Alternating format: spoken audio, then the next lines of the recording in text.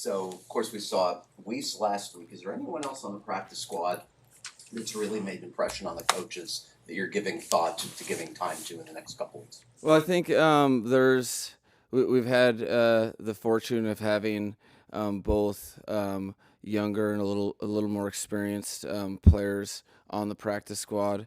Um, I I I really emphasize, the players that are really outfitted to get the team prepared. So I have practice squad players of the week, and I there's several guys that are up for consideration, but it'll kind of be. I'm really looking forward to this practice. Coach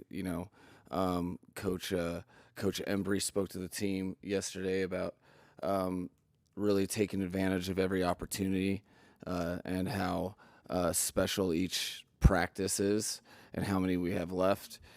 So I wouldn't be surprised if there was another or two, but you'll probably be getting wind of that when you see the camouflage jerseys on the Friday practice for the practice squad players of the week and how they're trending.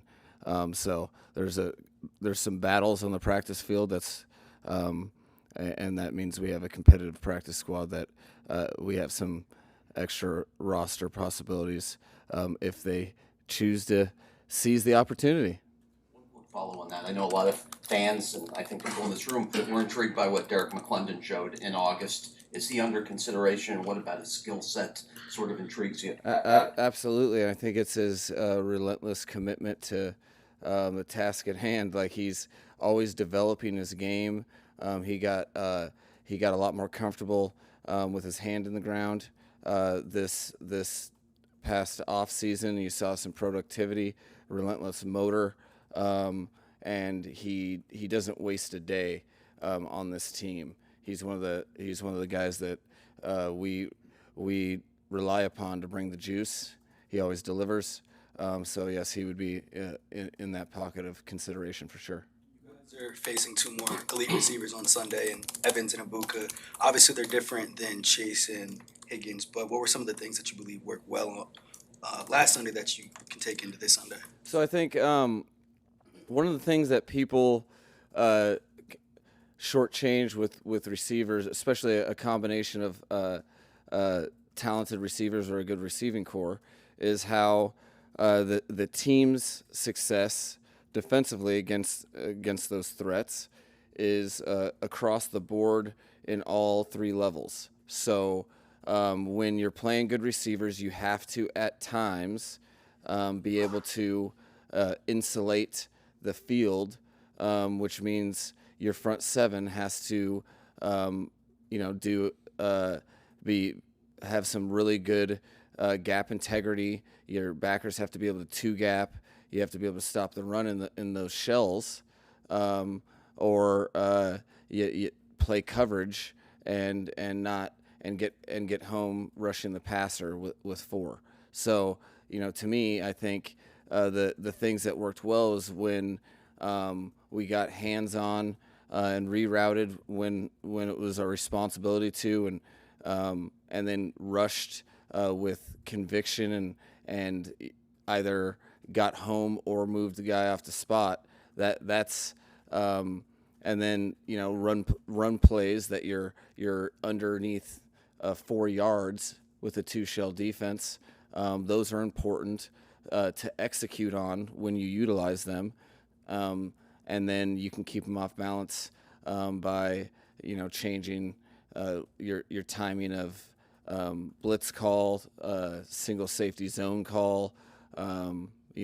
All the different elements that make our defense go.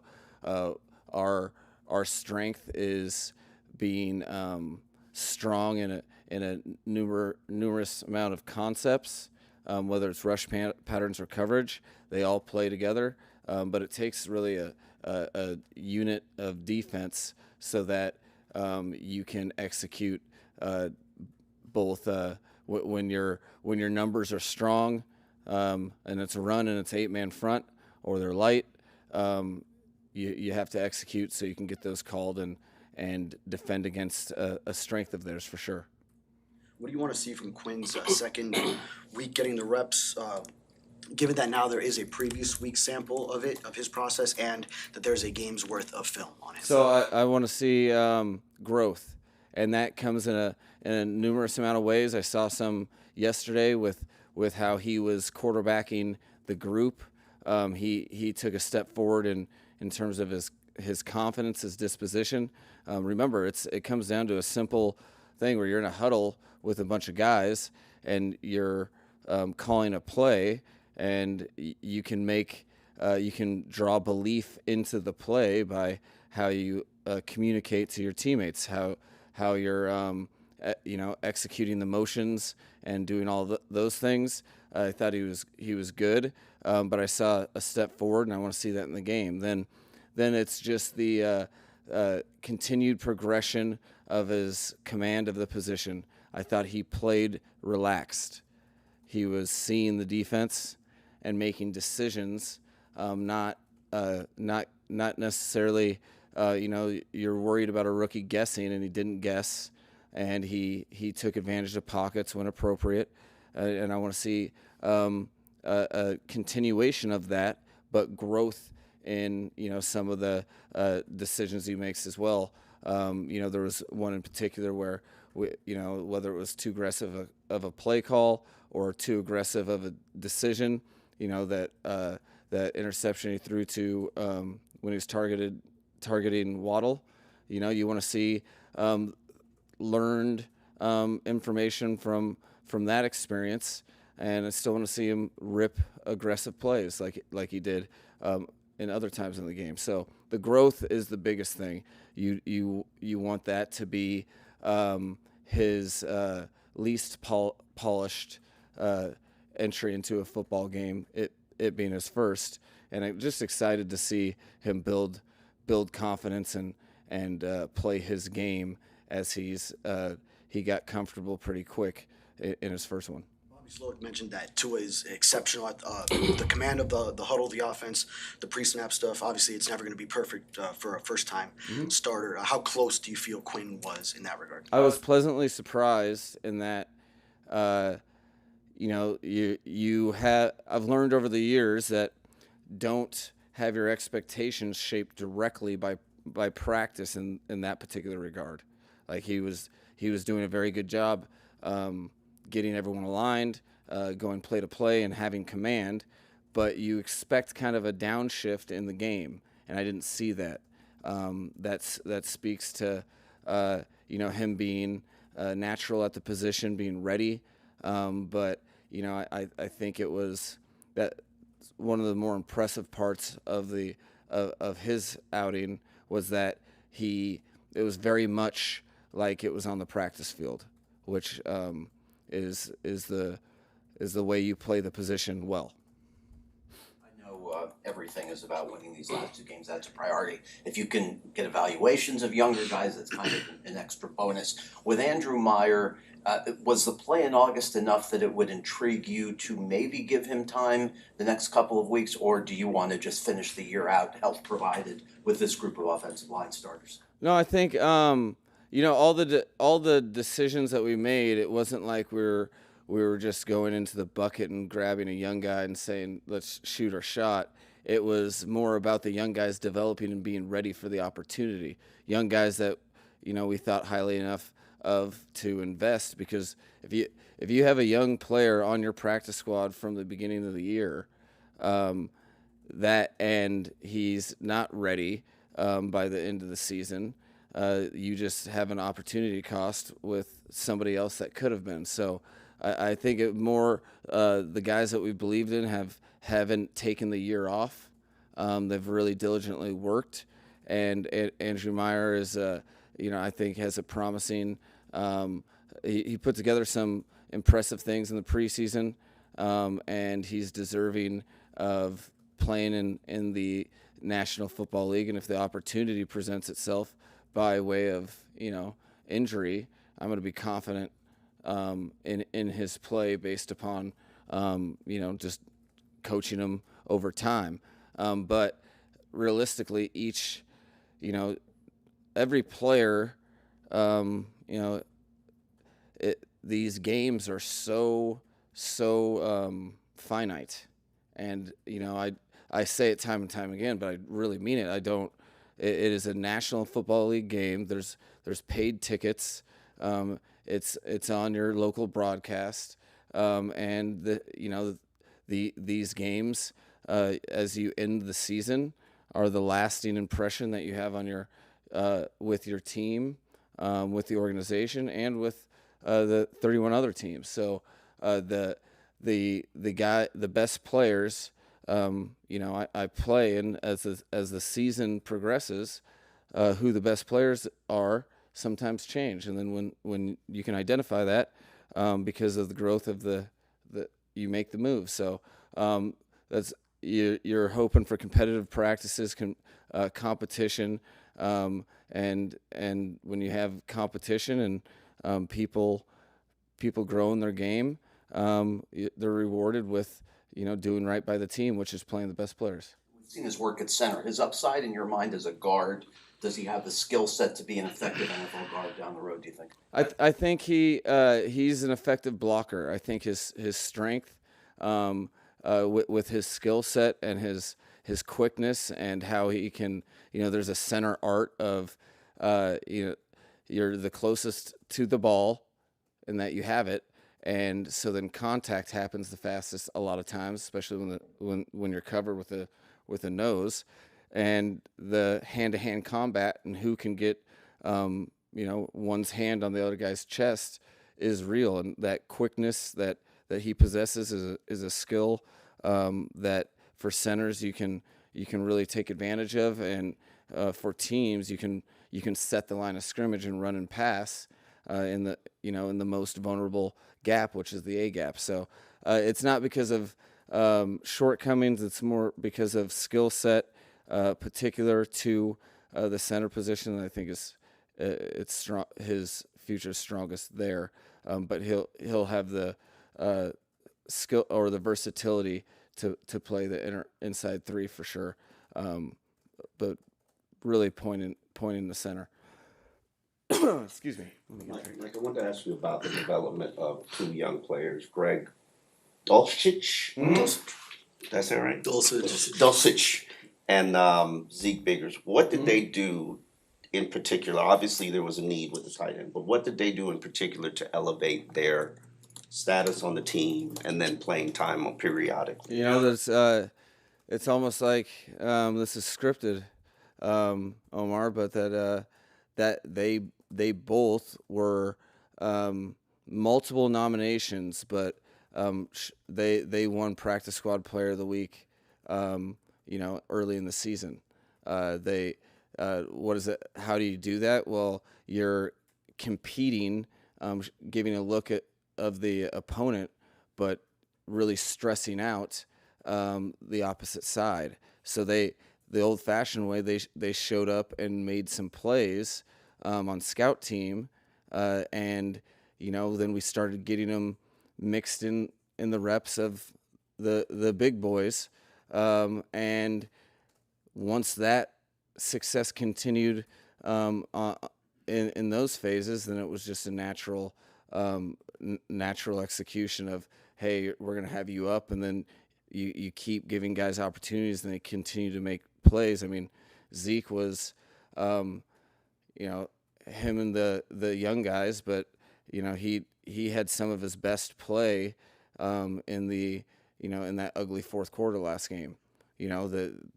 It was those types of things he was doing in practice where he was trying to make a place for himself on the team. I think Greg, was an unassuming guy who didn't come here with notoriety, but it didn't take long, and we were kind of light. There was a opportunity for him based on some injuries, and I think it was that Baltimore game that he got a couple ops and took advantage of them like that was backyard football or pee-wee or high school. You could tell the game wasn't too big for him, so just kept giving him opportunities. And there was a lot of guys that were trying to learn his last name and pronounce it right during the season. Fortunately, he's the lone shareholder of the name Greg. So everybody on the team knows Greg. I'm not sure where the percentage is for how to pronounce Greg D, but that's Greg is just fine, but he's made a name for himself and can stand on the first name in that locker room. And the flip side of that conversation, I think it was Baltimore. You gave Taj Washington some opportunities, some plays, fumbles his first catch. We kind of haven't seen him since. How does a player work their way out of that hole? Yeah, what's interesting is it's not like I don't really have like dog houses.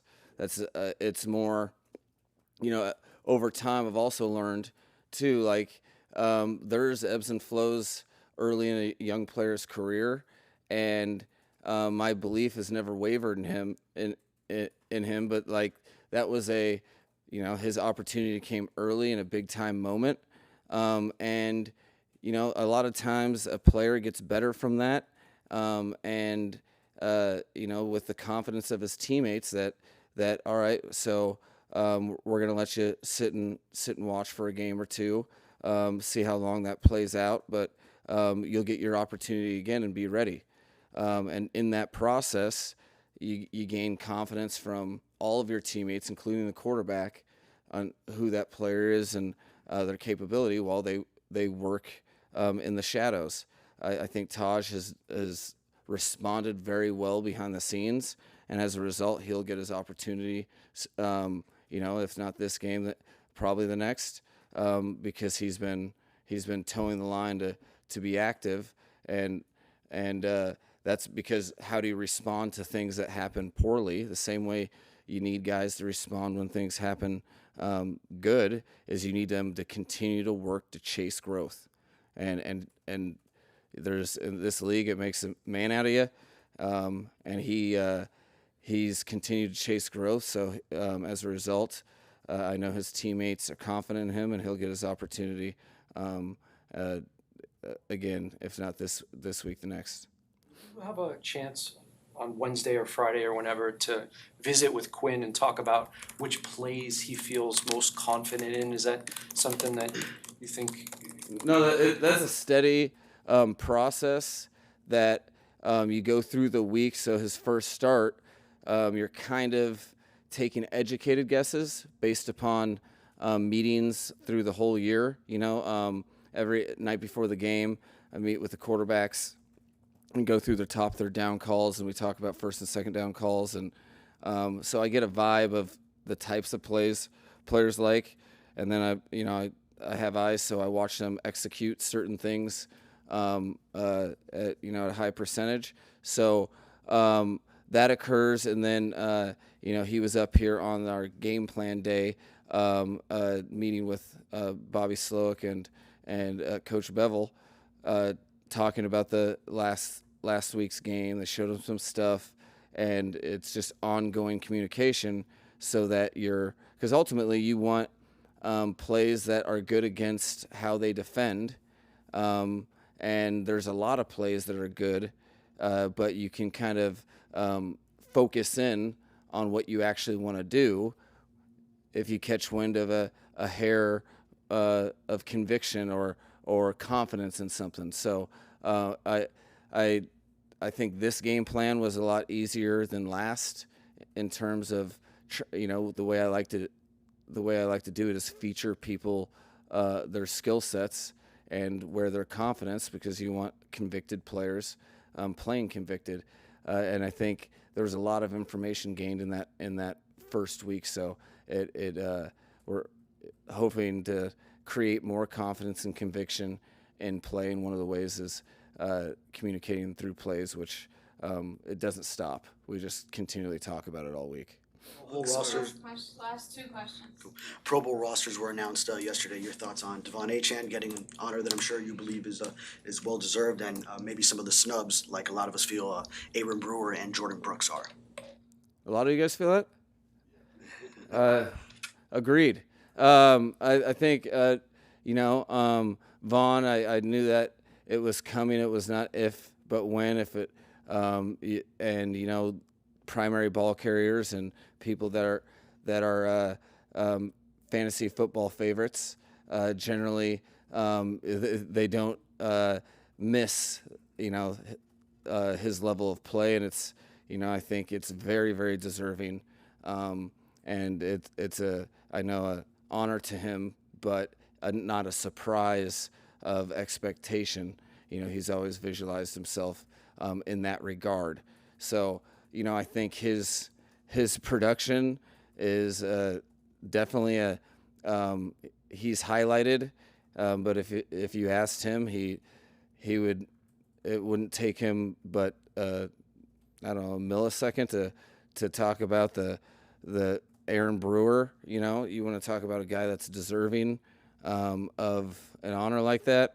I've coached in this system for a long time, and we're able to do things with him as a blocker that other teams nor have I been able to do. He's in space a lot of times a primary blocker for Vaughn. So I'm sure he'll get the votes he was missing along with Jordan Brooks. They'll probably both get the votes they're missing after the season, when coaches and scouts are combing the tapes of the whole season, and they see a little bit more of what they've done, because Jordan Brooks has been the leading tackler since like week 4 in the National Football League. We rely a ton on him, and he makes plays in the run and pass game.